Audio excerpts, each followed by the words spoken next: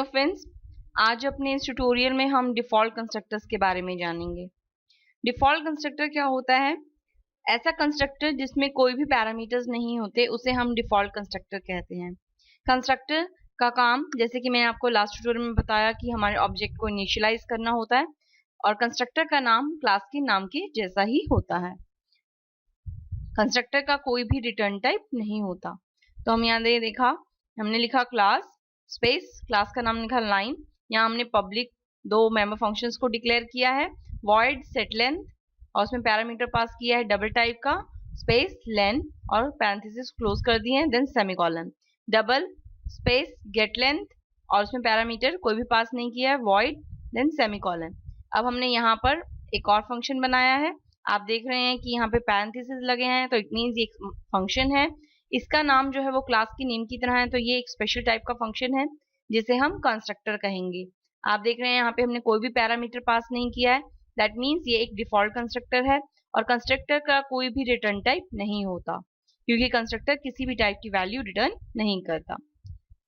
आगे हमने private members को डिक्लेयर किया है। एक प्राइवेट मेंबर है जो डबल टाइप का है, space length and then semicolon.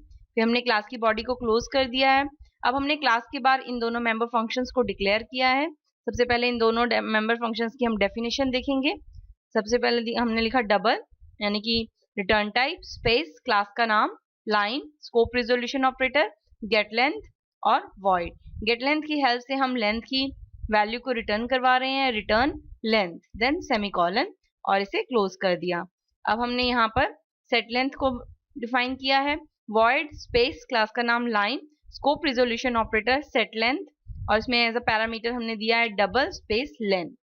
Length variable वो है जो हमारे यूजर जब इस फंक्शन को कॉल करेगा, जो वैल्यू देगा, वो वैल्यू इस लेंथ वेरिएबल में रिसीव होगी, और लेंथ को, यानी कि लेंथ जो एक प्राइवेट मेंबर है, उसे असाइन कर दी जाएगी। तो हमने यहाँ लिखा length is equal to len then semicolon. इससे भी क्लोज किया फंक्शन को। अब हमने यहाँ पर कंस्ट्रक्टर की बॉडी को डिफाइन किया है। किस तरह से हम कंस्ट्रक्टर फंक्शन को डिफाइन करते हैं आप देखेंगे। सबसे पहले हमने लिखा है क्लास का नाम, क्योंकि कंस्ट्रक्टर का कोई भी रिटर्न टाइप नहीं होता, तो आप सिंपली क्लास का नाम लिखेंगे, स्कोप रिजोल्यूशन ऑपरेटर लगाएंगे, कंस्ट्रक्टर का नाम जो कि क्लास के नाम की तरह ही होता है वो लिखेंगे, और उसके बाद पैरामीटर्स लिस्ट डालेंगे। यहाँ पे हमने डिफॉल्ट कंस्ट्रक्टर बनाया है, यानी कि जो पैरामीटर लिस्ट है वो ब्लैंक है, तो हमने यहाँ पे वॉइड लिख दिया है।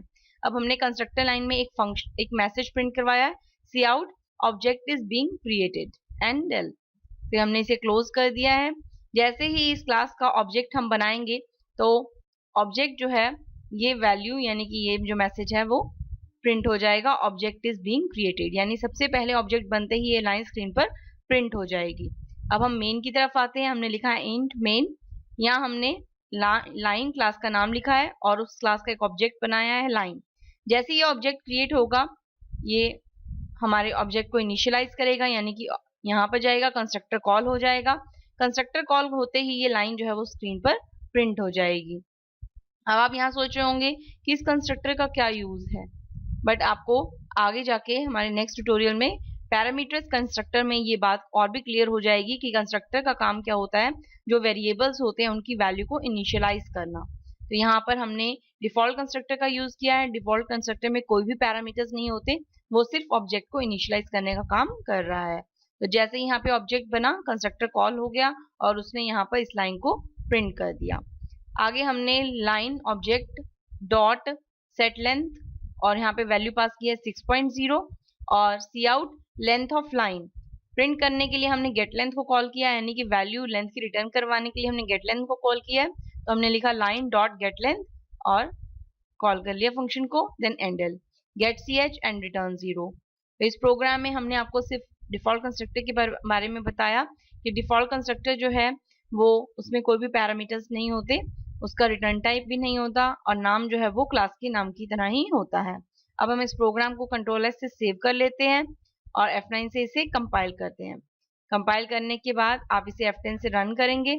रन करते ही आप देखेंगे, मैंने आपको बताया था कि जैसे ही ऑब्जेक्ट क्रिएट होगा उस क्लास का, आपके पास लाइन आ जाएगी ऑब्जेक्ट इज बीइंग क्रिएटेड, और बाद में लेंथ ऑफ लाइन, जो लाइन आपने लेंथ की जो वैल्यू आपने सेट की थी 6, वो यहाँ पर प्रिंट हो गई है।